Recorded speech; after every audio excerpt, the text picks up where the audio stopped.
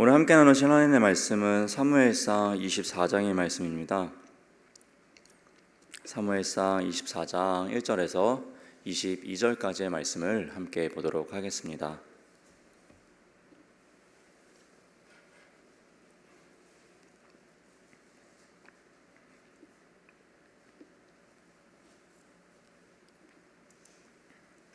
사무엘상 24장 1절에서 마지막 절인 22절까지의 말씀. 저와 여러분 한 절씩 교독하면서 말씀 보도록 하겠습니다. 사울이 블레셋 사람을 쫓다가 돌아오매 어떤 사람이 그에게 말하여 이르되 보소서 다윗이 엔게디 광야에 있더이다 하니, 사울이 온 이스라엘에서 택한 사람 3,000명을 거느리고 다윗과 그의 사람들을 찾으러 들렴소 바위로 갈새. 길가 양의 우리에 이른즉 굴이 있는지라.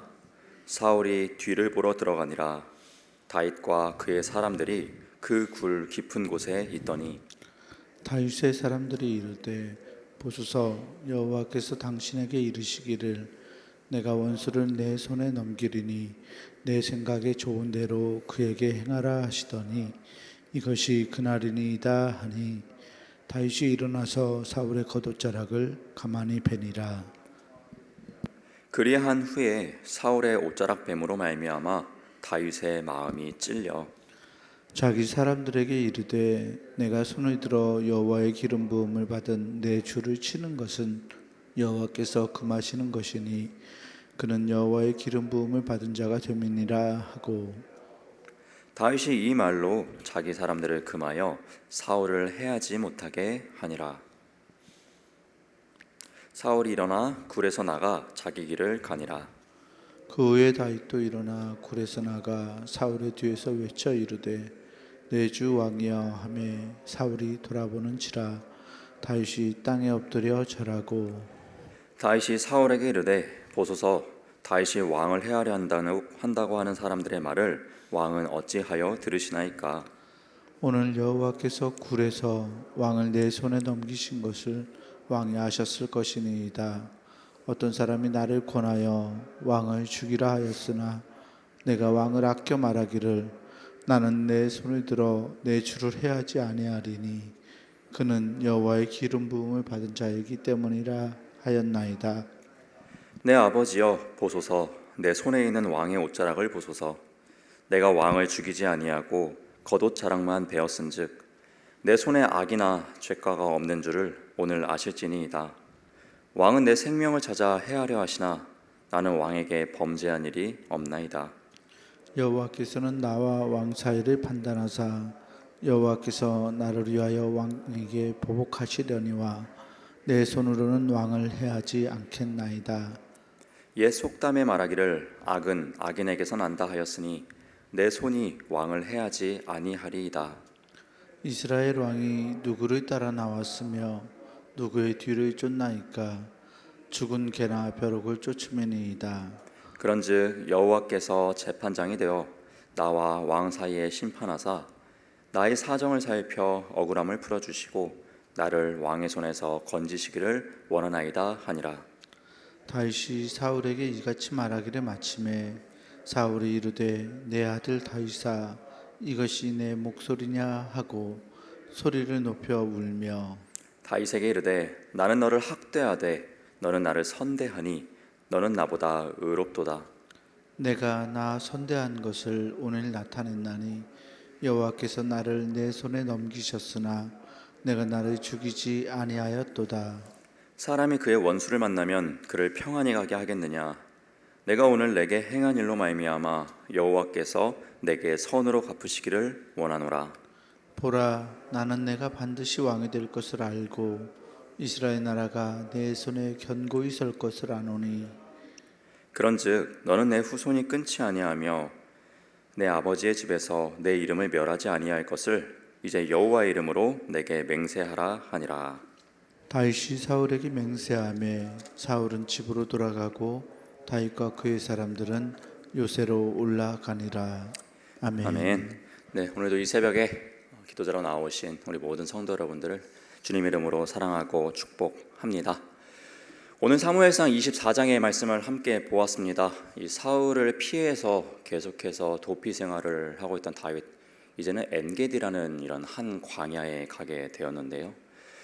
제가 몇 년 전에 이스라엘 성지순례를 갈 수 있는 기회가 있었습니다. 그래서 이 엔게디 광야를 간 적이 있었는데요.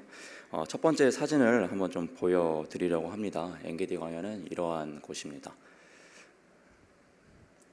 네, 이제 보시면은 신기하죠. 또 일단 식물이 보이는 것도 신기하고, 여러분 잘 안 보이시겠지만은 저 산 봉우리처럼 올라와 있는 저 사이들에 보면은 구멍들이 송송송송 뚫려 있습니다. 그래서 거의 양 한 마리 들어갈 크기인 구멍도 있고, 여러 사람이 들어갈 수 있는 구멍의 크기도 있다고 합니다. 저것이 이제 엔게디 광야인데요. 또 신기하게도 이곳에는 이것이 있었습니다. 바로 이렇게 물이 이렇게 나오고 있었는데요.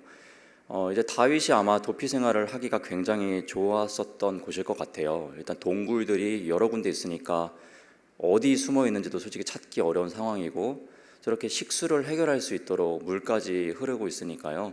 이 다윗이 도피 생활을 하기에 이곳만큼 좋았던 곳은 없었을 것 같다라는 이런 생각을 좀 해보게 됩니다. 그런데 이 사울이 또 이 소식을 듣게 되죠. 그래서 이 다윗을 찾으러 이 엔게디 광야로 오게 됩니다. 그리고 이 사울 왕은 이 다윗을 잡아내기 위해서 이제 수색을 하기 시작하는데요. 그러다가 이제 사울이 이제 용변을 보게 됩니다. 이제 한 굴로 들어가 가지고 이제 용변을 보게 되죠. 그런데 마치 영화의 한 장면처럼요, 사울이 들어간 굴 안에가 굉장히 큰 굴이었고, 그 굴의 깊숙한 곳에는 다윗이 숨어 있었고, 또 다윗의 부하들도 숨어 있었다라는 것이죠. 자신의 눈앞에 사울이 등을 보이고 거기서 용변을 보고 있는 상황이 닥치게 된 것입니다. 오늘 본문 3절 말씀을 다시 한번 보도록 하겠습니다.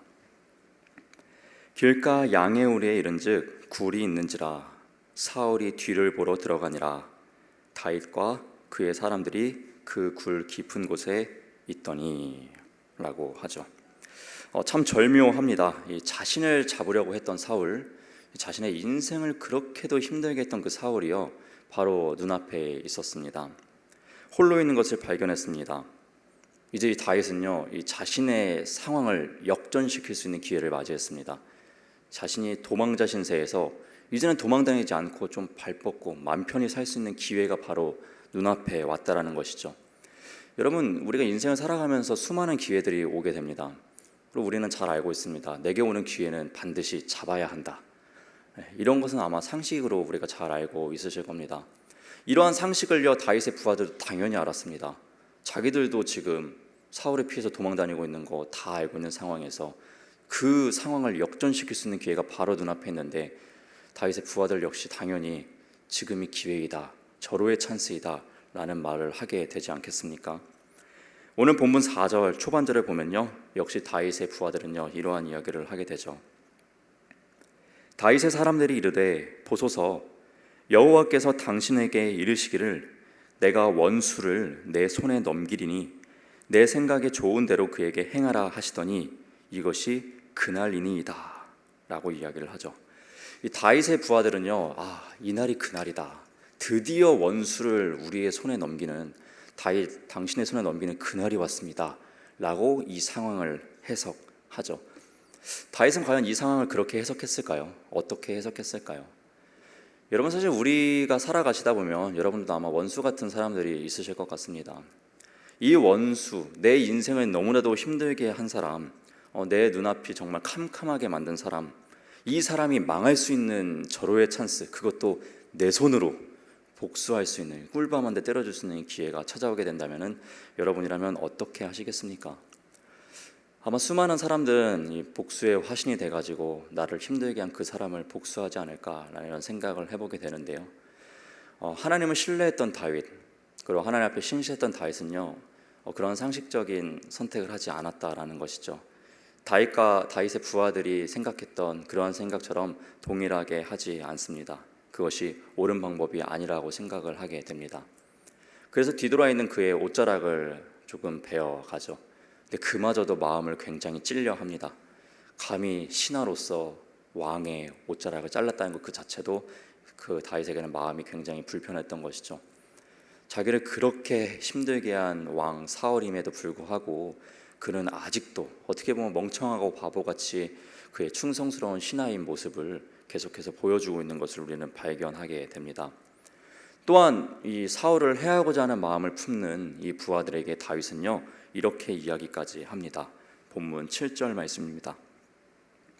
다윗이 이 말로 자기 사람들을 금하여 사울을 해하지 못하게 하니라. 아멘.